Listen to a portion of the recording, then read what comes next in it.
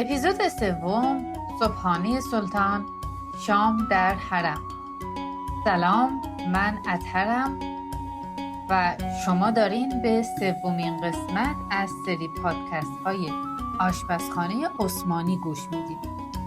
اگر همراه ما بودین، توی اپیزود اول با هم رفتیم سراغ کلیات ساختار و فرهنگ غذا در دوران عثمانی و در اپیزود دوم حلواخانه رو بررسی کردیم.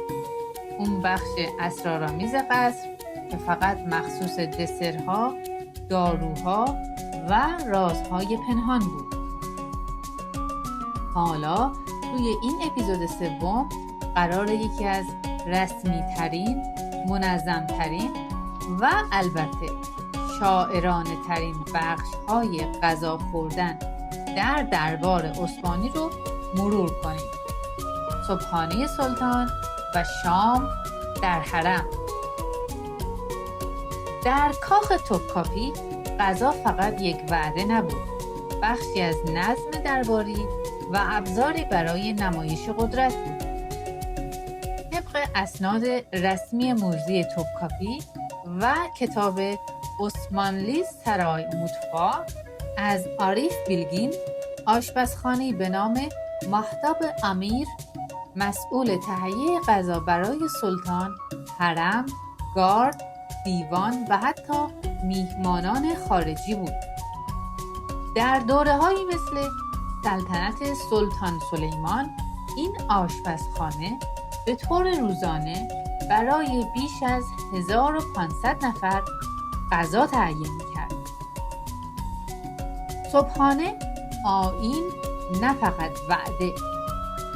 در منابعی مثل توپکاپی سرای آرشیو والگلری و یادداشت‌های پزشک درباری اومده که سلطان‌ها معمولاً قبل از اذان صبح بیدار می‌شدند، نماز می‌خوندند، گاهی جلسه کوتاه با خواجه مخصوص یا دفتردار داشتند و بعد با یک نوشیدنی سبک مثل قهوه یا مربای گرم روزشون رو شروع می‌کردند.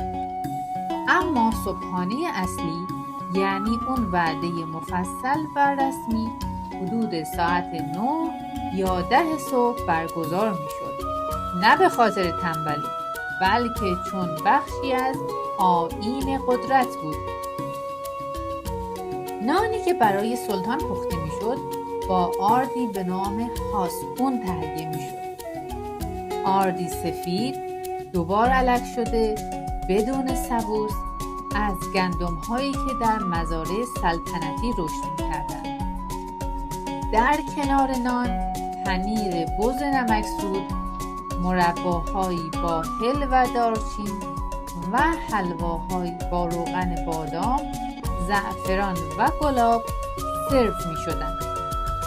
این صبحانه‌ها دقیقاً همون چیزیه که در نسخه‌های ثبت شده دفترخانه آشپزخانه سلطنتی در قرن 16 ذکر شده. نهار، علم مزاج، قدرت پنهان.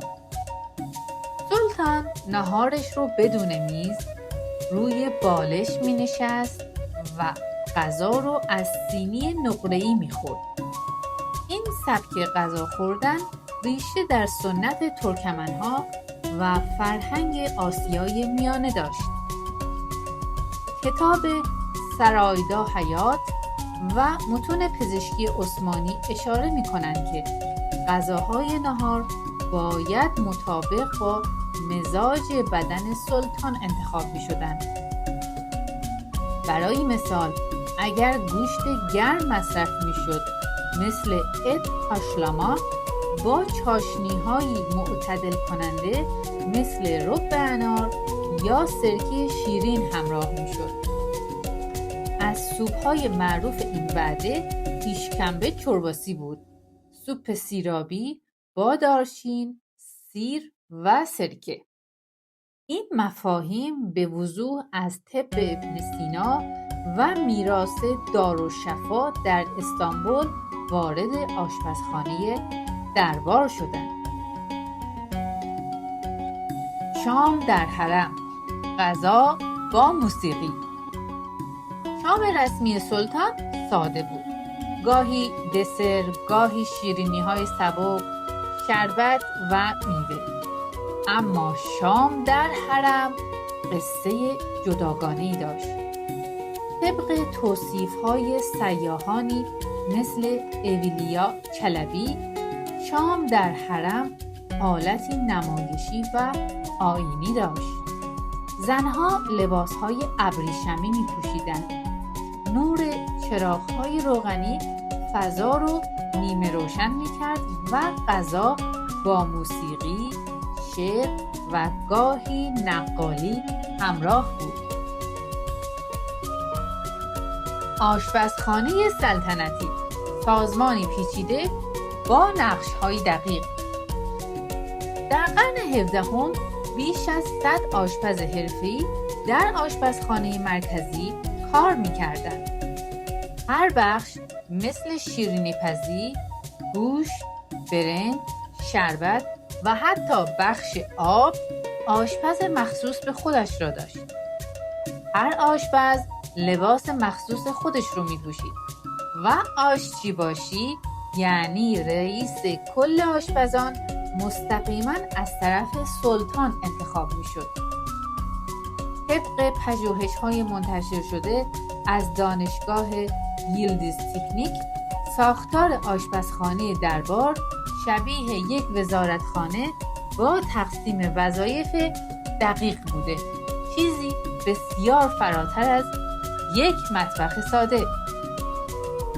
و من اطهر، شف در استانبول، وقتی این نظم پنهان پشت هر لقمه رو میبینم میفهمم که غذا توی اون دوران فقط مزه نداشت، مقام داشت.